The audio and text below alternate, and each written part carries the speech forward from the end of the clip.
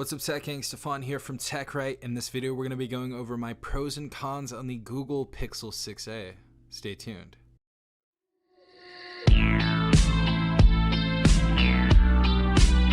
Alright everyone, hopefully you guys are having a good day. Hopefully everyone is safe out there. Obviously we have the Pixel 6a right here, and I have some pros and cons on this device. I've had this device for about 10 days now, and we're going to be going over some of the things I like and do not like on it. But we're going to first go ahead and start off with the pros. Now first and foremost, I think the design of this phone is unique, and I think it actually looks really good. Definitely unique compared to every other phone out there right now. Kind of looks like everyone is copying Samsung and Apple. You know, everybody's going for that notch in the top left or the top right hand corner as far as the camera notch, but you know, Google has this little bar over here. I feel like we originally had this on the Nexus 6P, if you guys remember that phone. I'll drop a picture of that right here, but I think that very much reminisces back to the Nexus series devices with the 5X and the 6P had. Definitely like the design of this. I think that the form factor is really nice as well. We have a 6.1 inch display right here, so it's going to fit easily in most people's hands, and it's definitely sweet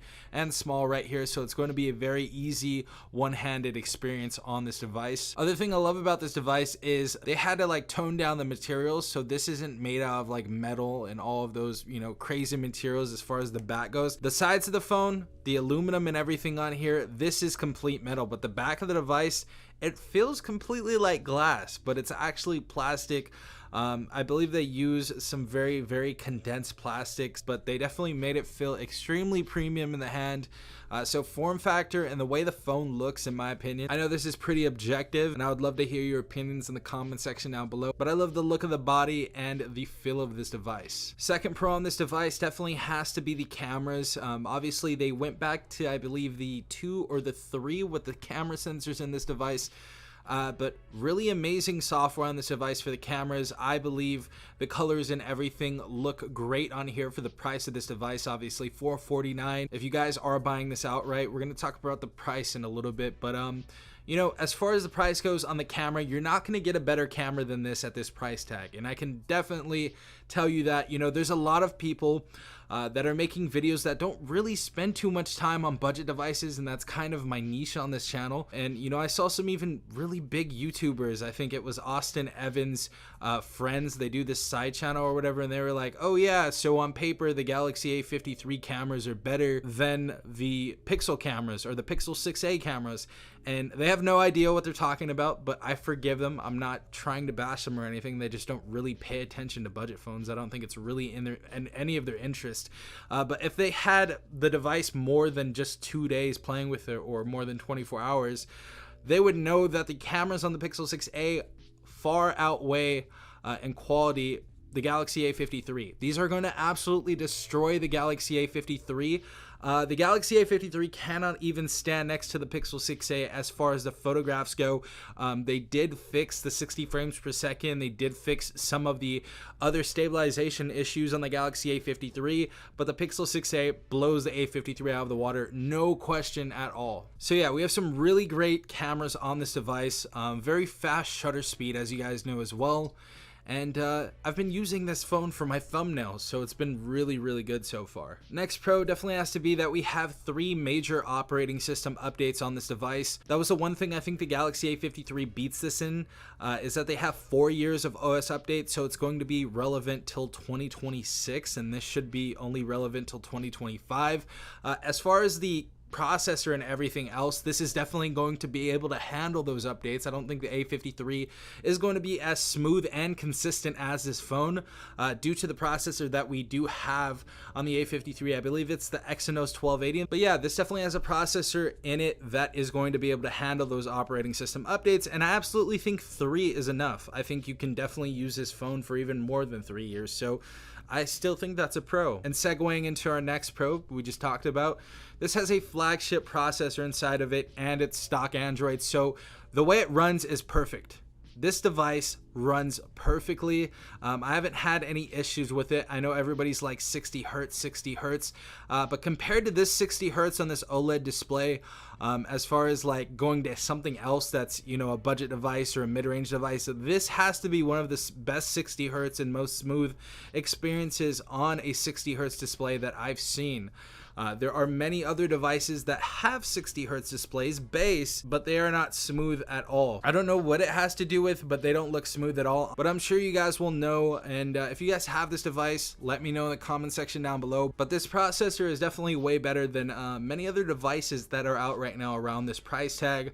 Also including stock Android on this device. They did have a little slip up that they fixed with a 51 megabyte security update just yesterday. So the people that are getting these phones and order them, the average customer, all of that stuff should be fixed with the fingerprints and everything like that.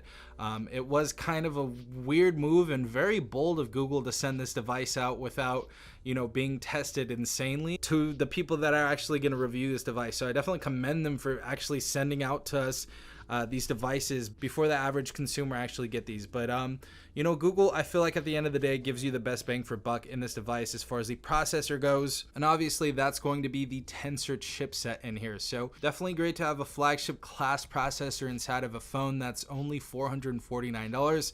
Some people are even getting this with discounts, trading in their Pixel 3a for $149. So great deals all around. Our next pro is going to be the long-lasting battery on this device, and since we do only have a 60 hertz display on this device, we are going to have some amazing battery life on this device. So that's one thing that I really like. I believe we have nearly 4,500 milliamps inside this device, and this is going to last you all day and then some. So in theory, you guys can actually use this for a couple of days. Definitely going to put this in the category of battery beast. So if you guys are looking for a phone that won't expend a ton of battery, this is definitely a good phone. And it has an OLED display as well. Beautiful display on this phone. It's going to be great for watching videos and stuff like that. Dual facing speakers. So if you guys are gamers or you just watch a lot of YouTube and are on social media a lot, you guys need a decent battery. This phone is definitely going to deliver, influenced by those other drawbacks of like the 60 hertz refresh rate and stuff. And last but not least, as far as the pros go, I have way more pros than this. You know, we'll talk about more of this device in the full review. But this device is at, I believe, a great price at $449. It's really close to the Pixel 6.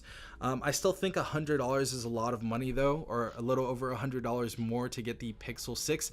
And in actuality, you're getting the Google Buds with this device, so you're not really paying, you know, $449 for just the phone. Also, a lot of people are trading in devices, and I already see this device up for like $375, $380 on like Swappa and eBay and stuff like that. So in theory, you guys can get this for much less than $449. Let's could go on and on with this device, and obviously we're going to talk about more drawbacks and things inside of the full review, but let's go ahead and get into the cons. So we have some cons right here, some very, very basic ones. I don't think any of them are a huge deal, but I'm definitely going to tell you more, like I said in the full review. But the first one is that there is no headphone jack on this device.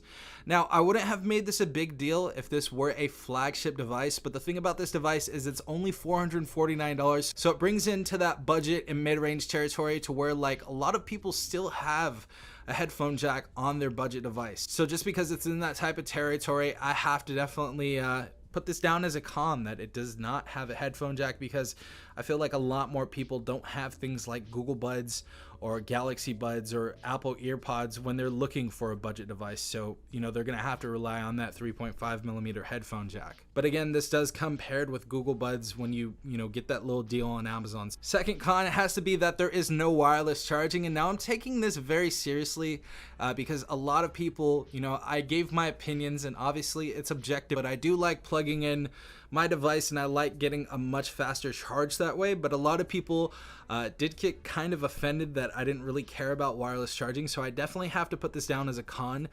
There's no wireless charging on the Pixel 6a, so if that's something that is a deal breaker, then you may want to look elsewhere. The third con, and this is something again that I'm talking to the budget and the mid-range crowd about, is that there is no expanding micro SD card. So you can't expand your storage. This has a set 128 gigabytes of internal storage.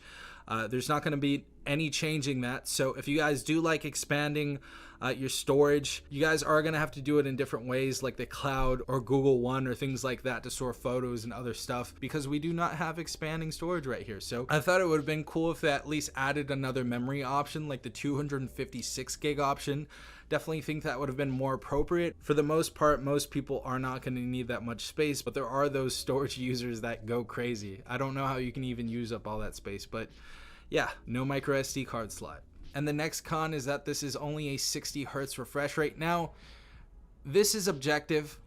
Honestly, I don't have any issues, and I don't think this is a con, but I have to bring this up to people.